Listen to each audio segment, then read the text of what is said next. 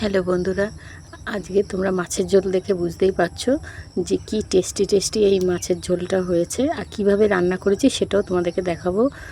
তো দেখো, সত্যিই খুব সুন্দর হয়েছে আর পাতলা ঝোল, মশলা কম। তো চলো এই রান্নাটা করি আর তোমাদেরকে অনেক টিপসও দেবো।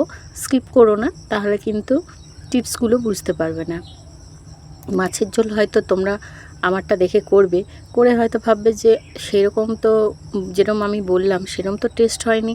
তার জন্য পুরো রেসিপিটাই তোমাদেরকে দেখতে হবে, রান্নাটা ভালো করে দেখতে হবে আর টিপসগুলোও নিতে হবে। তো দেখো, আমি এখানে দিয়ে দিয়েছি মাছগুলোকে দেখো আমি ভেজে নেব।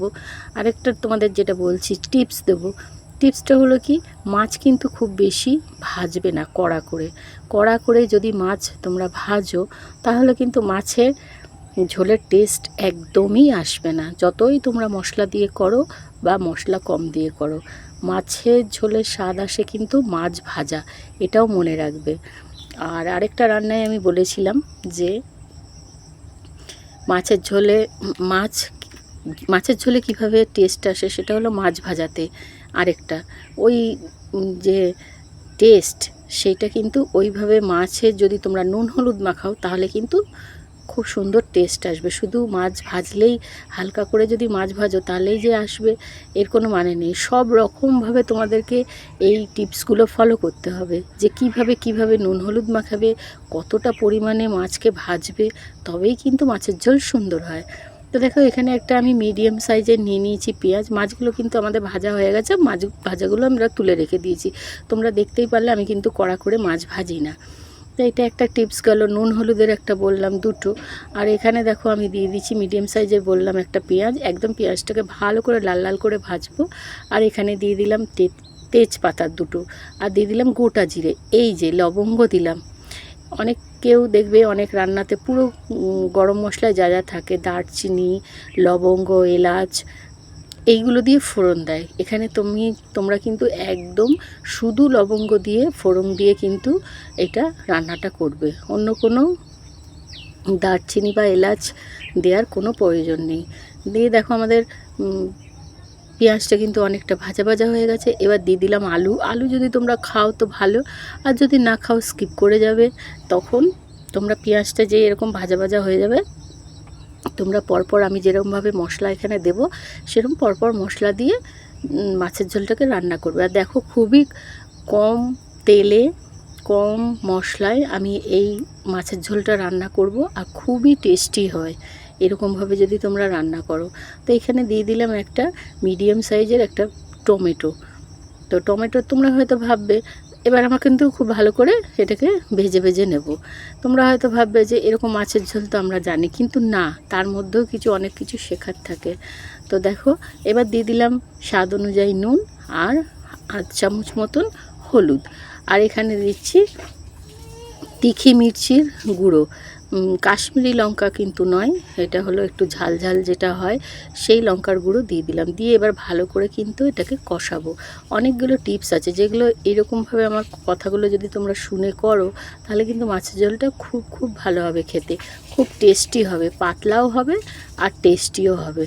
তো দেখো, এখানে আমাদের দেখতে হবে যে আলুটা একটু ভাজা ভাজা হবে আর টমেটোটাও একটুখানি নরম হয়ে আসবে, কারণ এর মধ্যে দিয়ে দিয়েছি নুন দিলেই কিন্তু পেঁয়াজ আর টমেটো গলে যায়। এর আগেও রান্নাতে তোমাদেরকে বলেছি, এটাও কিন্তু একটা টিপস। তো এইবার দেখো কতটুকু পরিমাণে আমি দিলাম এখানে মশলা। এই মশলার মধ্যে কি আছে, এই মশলার মধ্যে আছে আদা, গোটা জিরে, রসুন, আর কিন্তু কিচ্ছু নেই। আর দুটো কাঁচা লঙ্কা আছে।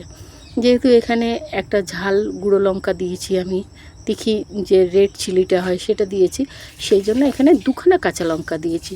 আর সব সময় কিন্তু মাথায় রাখবে, এটাও একটা টিপস, যে যদি তোমাদের মাছের ঝোল টেস্ট করতে হয় তাহলে কিন্তু অবশ্য করে কাঁচা লঙ্কা দুটো তোমাদেরকে দিতে হবে মশলার মধ্যে বাটা, সেই মিক্সিতেই দাও আর তোমরা শিলনোড়াতেই বাটো, তাহলে কিন্তু খুব ভালো কিন্তু একটা টেস্ট আসে।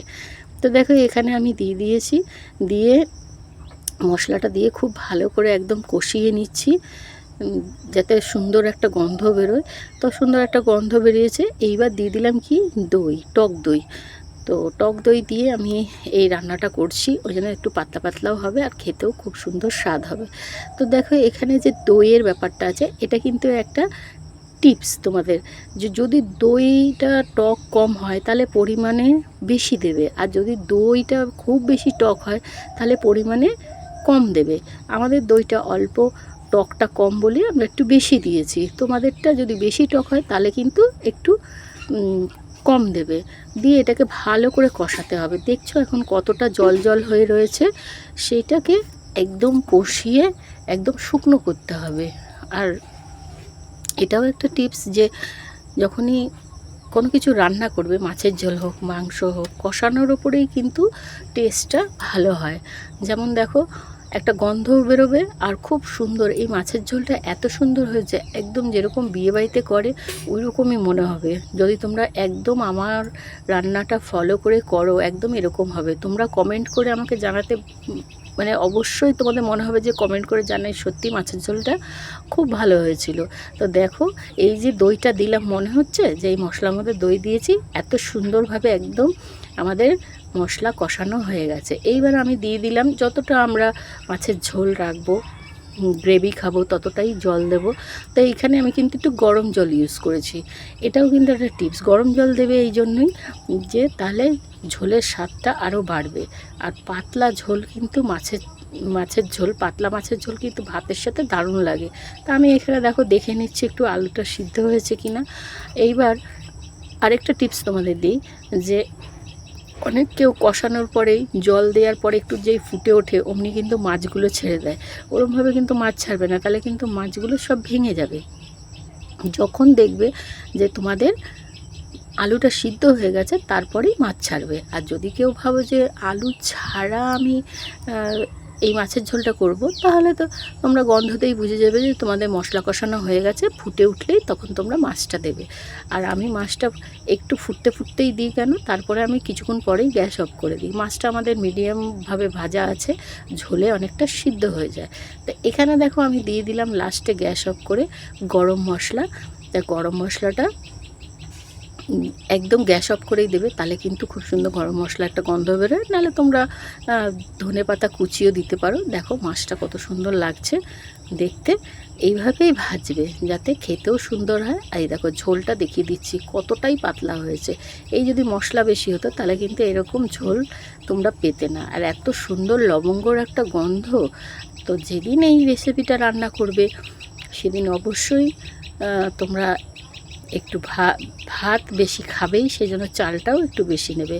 আমার রান্না কেমন লাগলো অবশ্যই কমেন্টে জানিও। আর কি কি রান্না দেখতে চাও সেটা